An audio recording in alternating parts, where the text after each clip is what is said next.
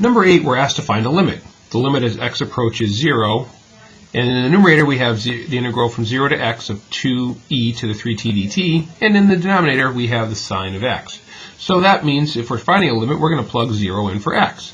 When we do so, up in the numerator we have the integral from 0 to 0, which we know right away is going to be 0. Down in the denominator we have the sine of 0, and the sine of 0 is in fact 0, so we end up with an indeterminate form, 0 over 0, which means that we can use L'Hopital's rule. L'Hopital's rule says we're going to find the limit all over again, but we're going to find it with the derivative of the numerator and the derivative of the denominator. Well, what happens when we derive the numerator? Again, we have an x up here. That x is going to get placed into the integrand, so we end up having 2e to the 3x, but there's no longer an integral or a differential. In the denominator, we have to derive sine. What's the derivative of the sine of x? Yeah, it's cosine x. Good. So we have this new limit to find. And when we find this limit, now when we plug in, we have 2e to the 0 over cosine of 0. E to the 0 is 1, so that gives us 2 times 1 in the numerator. Cosine of 0 is also 1, so that's our denominator, so our limit's value is equal to 2. So while we're not likely to see this ever come up in our lives, this is the type of question they like to put on the exam because it allows them to test your knowledge on the fundamental theorem of calculus and on L'Hopital's rule. All right, let's get to number 9, 10, and 11.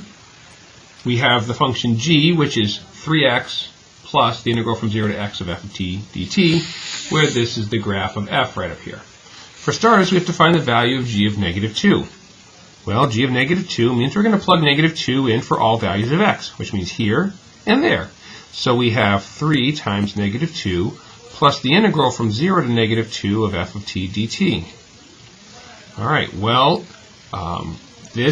when we take a look here, this is equal to negative 6, and we need to change our bounds. We want the negative 2 to be our lower bound, f of t dt.